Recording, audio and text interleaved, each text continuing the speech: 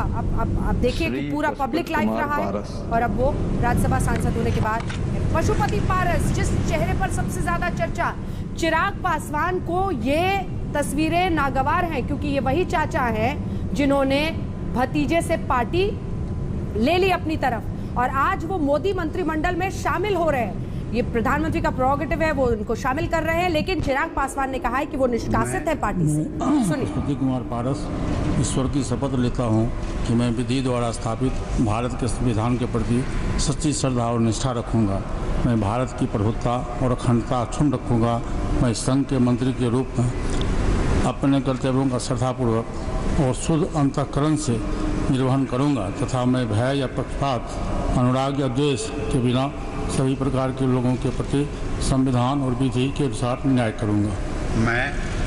मैं पशुपति कुमार पारस ईश्वर की शपथ लेता हूं कि जो विषय संघ के मंत्री के रूप में मेरे विचार के लिए लाया जाएगा अथवा मुझे ज्ञात होगा, उसे किसी व्यक्ति या व्यक्तियों को तब के सिवा जबकि ऐसे मंत्री के रूप में अपने कर्तव्यों को सभ्य निर्वहन के लिए ऐसा करना अपेक्षित होगा तो मैं प्रत्यक्ष अथवा अप्रत्यक्ष रूप से संशोधित या प्रकट नहीं करूंगा।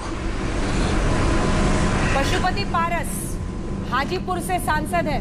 हाजीपुर के बारे में कहा जाता है बिहार में पटना से कुछ किलोमीटर दूर है कि वो केले के लिए, चिनिया केला और रामविलास पासवान के लिए जाना जाता है। रामविलास पासवान की मृत्यु हुई, उनके छोटे भाई हैं पशुपति पारस।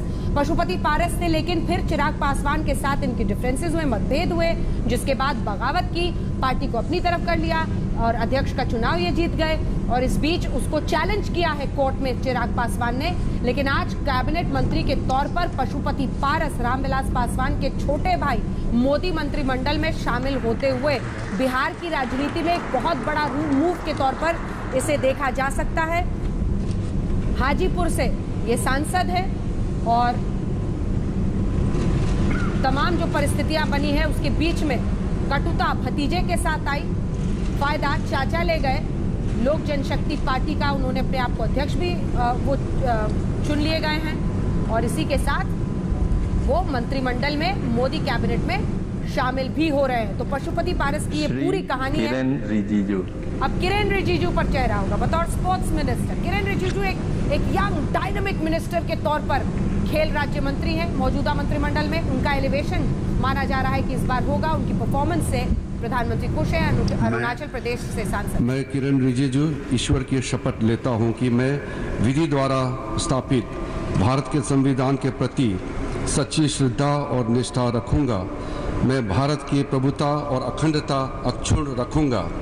मैं संघ के मंत्री के रूप में अपने कर्तव्यों का श्रद्धापूर्वक और शुद्ध अंतःकरण से निर्वहन करूंगा तथा मैं भय या पक्षपात, अनुराग या द्वेष के बिना सभी प्रकार के लोगों के प्रति संविधान और विधि के अनुसार न्याय करूंगा। मैं किरेन रिजिजू ईश्वर की शपथ लेता हूं कि जो विषय संघ के मंत्री के रूप में मेरे विचार के लिए लाया जाएगा अथवा मुझे ज्ञात होगा, उसे किसी व्यक्ति या व्यक्तियों को तब के सिवाय जबकि ऐसे मंत्री के रूप में अपने कर्तव्यों के सम्यक निर्वहन के लिए ऐसा करना अपेक्षित हो, मैं प्रत्यक्ष अथवा अप्रत्यक्ष रूप से संसूचित या प्रकट नहीं करूंगा।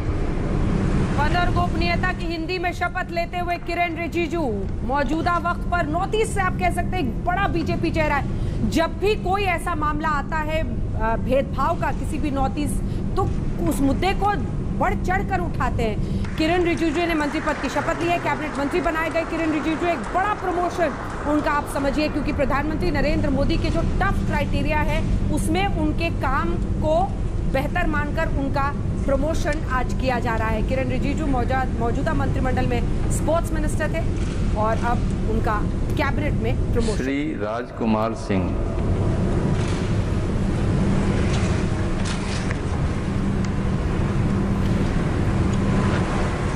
आरके सिंह मौजूदा मंत्रिमंडल में ऊर्जा मंत्री। ईश्वर की शपथ लेता हूं कि मैं विधि द्वारा स्थापित भारत के संविधान के प्रति सच्ची श्रद्धा और निष्ठा रखूंगा। मैं भारत की प्रभुता और अखंडता अक्षुण्ण रखूंगा। मैं संघ के मंत्री के रूप में अपने कर्तव्यों का श्रद्धापूर्वक और शुद्ध अंतःकरण से निर्वहन करूंगा तथा मैं भय या पक्षपात, अनुराग या द्वेष के बिना सभी प्रकार के लोगों के प्रति संविधान और विधि के अनुसार न्याय करूंगा। मैं राजकुमार सिंह ईश्वर की शपथ लेता हूं कि जो विषय संघ के मंत्री के रूप में मेरे विचार के लिए लाया जाएगा अथवा मुझे ज्ञात होगा, उसे किसी व्यक्ति या व्यक्तियों को तब के सिवाय जबकि ऐसा मंत्री के रूप में अपने कर्तव्यों के सम्यक निर्वहन के लिए ऐसा करना अपेक्षित हो, मैं प्रत्यक्ष अथवा अप्रत्यक्ष रूप से संसूचित या प्रकट नहीं करूंगा।